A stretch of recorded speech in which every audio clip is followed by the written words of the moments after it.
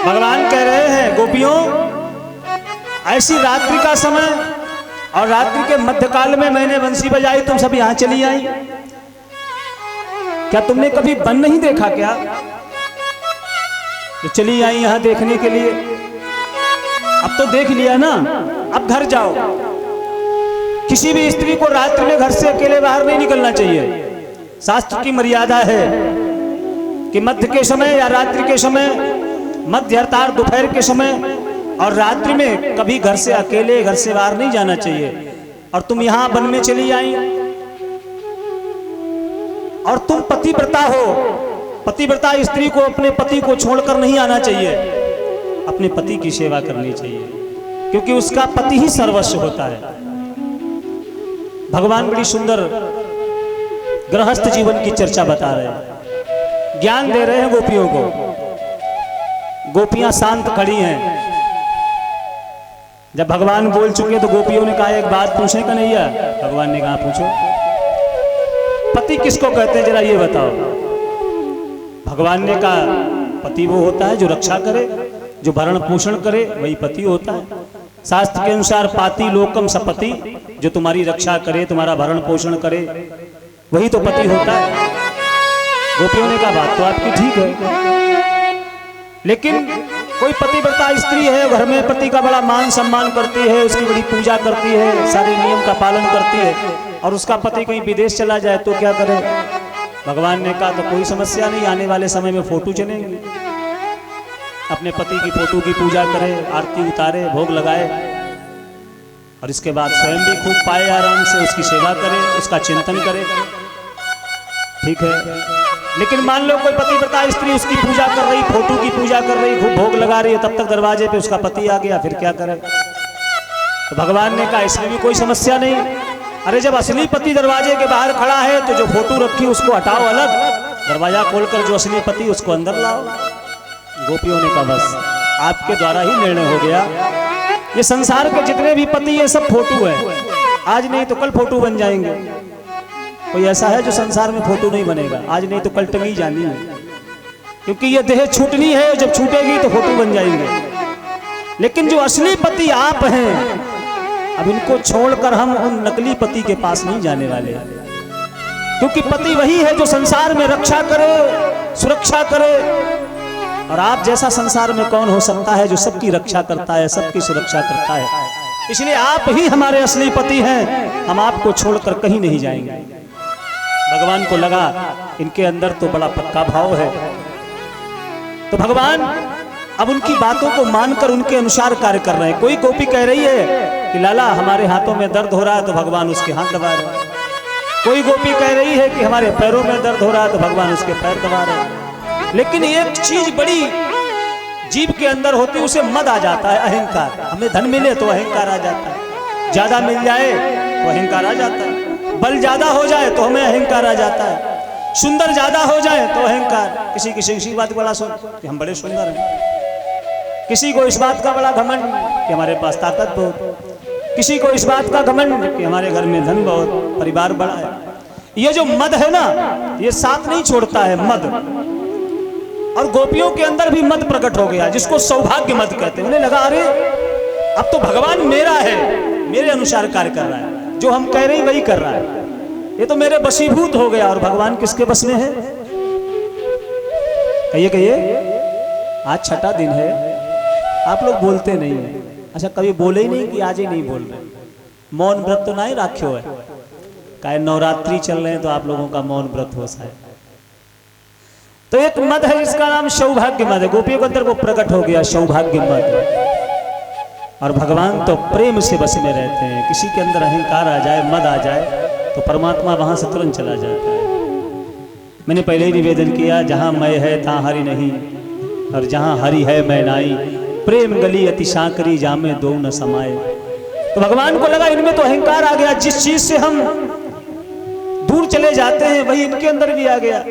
भगवान उसी क्षण अंतर ध्यान हो गए।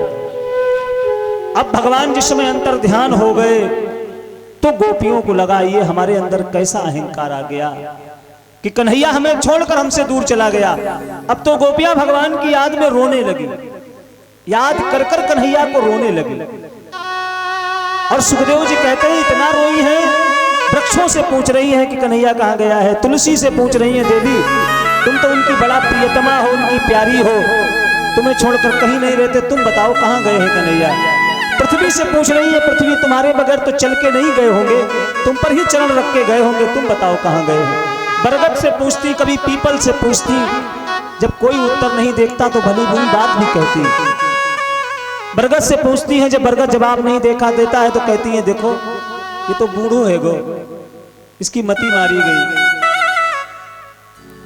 मन में बड़ा ये प्रेम ऐसा है कि प्रेम की याद में भगवान को याद कर करके सब गोपियां रो रही हैं, और इतना रोई कि वहीं पर सुखदेव जी कहते हैं गीत भगवान सुखदेव ने गाया है जिसको गोपी गीत के नाम से जाना जाता है। भागवत में इस गीत का बड़ा महत्व है। सब गोपियां भगवान की विरह में गा रही हैं। जयति तेधिकम जन्मना ब्रजा श्रयत इंदिरा शश्वदत्र दयति दृश्यता देक्षुता बुका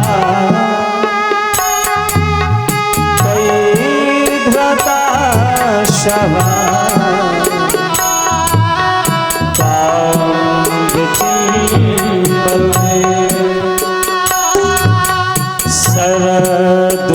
सरदुदाशये साधुजात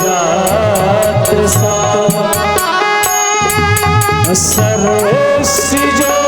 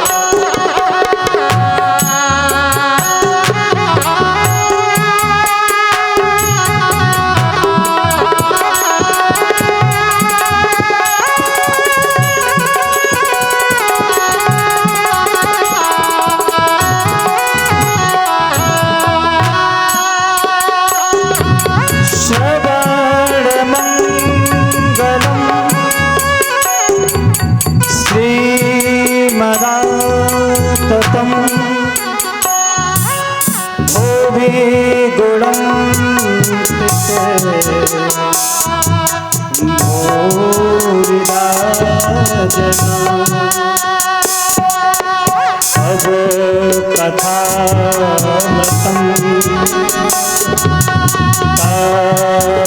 जीवन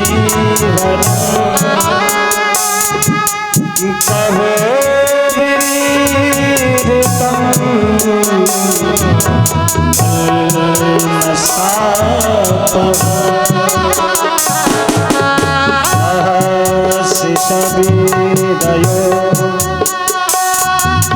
हृदय स्पृशा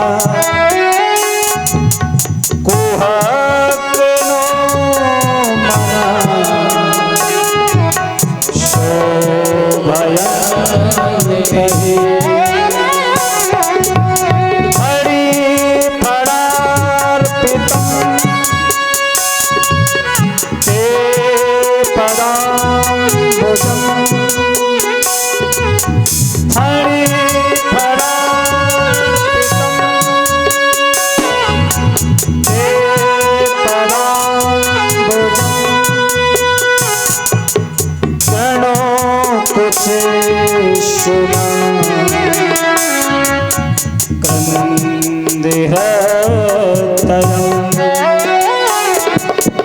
जयति तेधिकं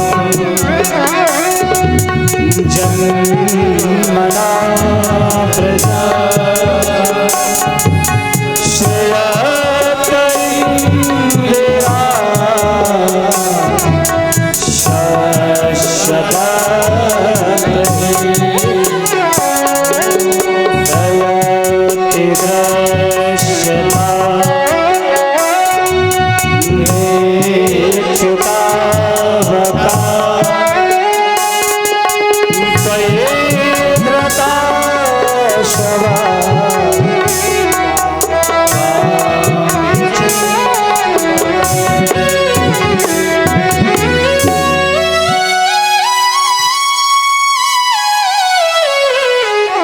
गोपियां भगवान की याद में, भगवान को याद कर कर के गोपी गीत के द्वारा भगवान को बुला रही हैं। हे प्रभु, हम तुम्हारी बिना मोल की दासी हैं, आओ, हम तुम्हारे बिना नहीं रह सकती हैं, तुम्हारा एक क्षण का भी बिछो हमारे प्राण ले लेगा। आओ गोविंद, आओ, हमारे अगर प्राणों को बचाना चाहते हो तो आप आ जाओ। और भगवान ने जब उनकी इस करुण पुकार को सुना तो भगवान प्रकट हो गए। बोले रसिक बिहारी सरकार की। भगवान प्रकट हो गए गोपियों के मध्य में, और जैसे ही गोपियों के मध्य भगवान प्रकट हुए, अब तो गोपियां भगवान का आलिंगन करने लगी हैं। जैसे कोई बालक अपनी परछाई के साथ परछाई को देखकर नृत्य करता है, ऐसे ही गोविंद उन गोपियों के साथ नृत्य करने लगा है। अरे रास रचो है, रास रचो है, अरे रास रचो है, रास रचो है, गोपिन संग आज रास रचो है, रास रचो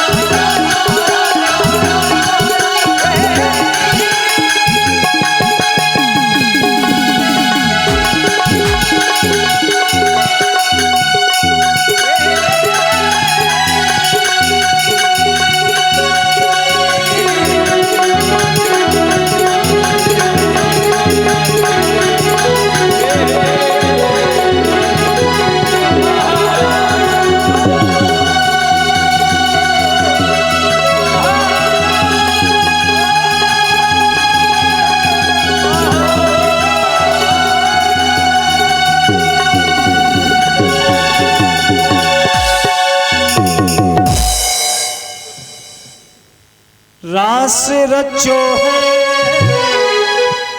रास रचो है यमुना किनारे महारास रचो है, रास रचो है, रास रचो है यमुना किनारे महारास रचो है।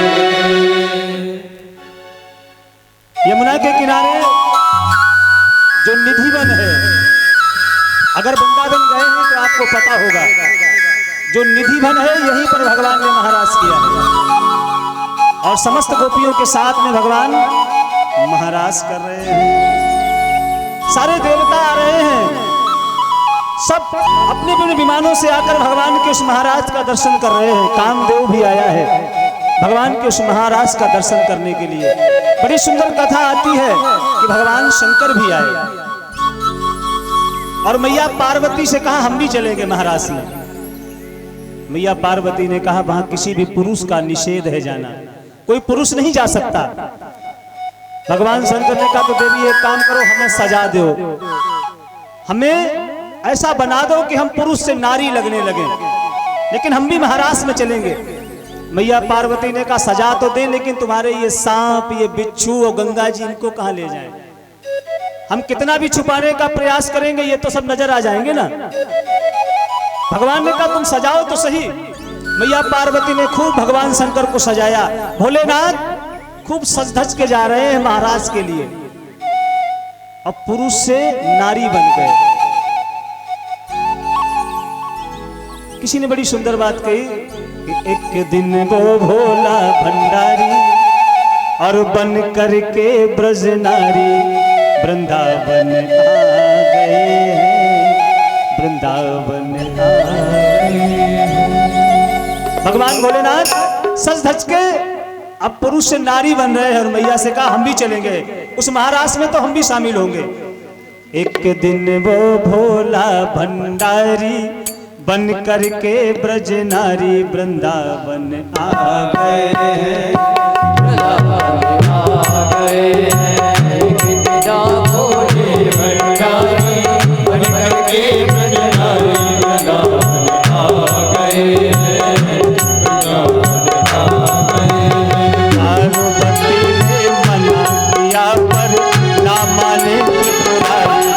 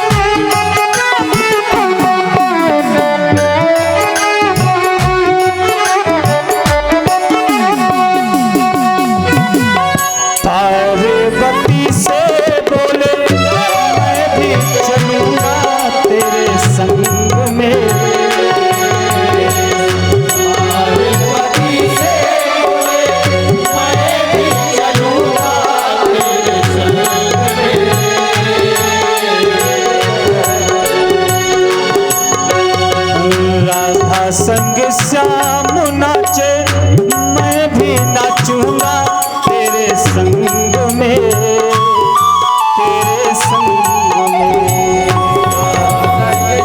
श्याम नाचे मैं भी नाचूंगा तेरे संग में, रास रचेगा ब्रज में भारी हमें दिखाओ प्यारी वृंदावन।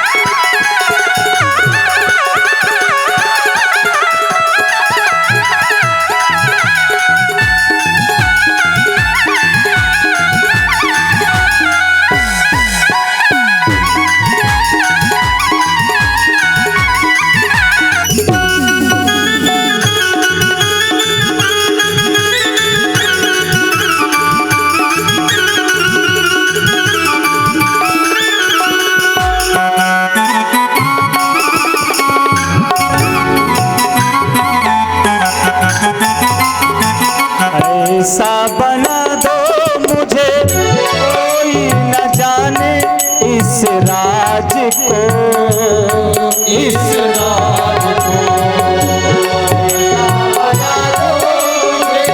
कोई न जाने इस राज को, इस राज को।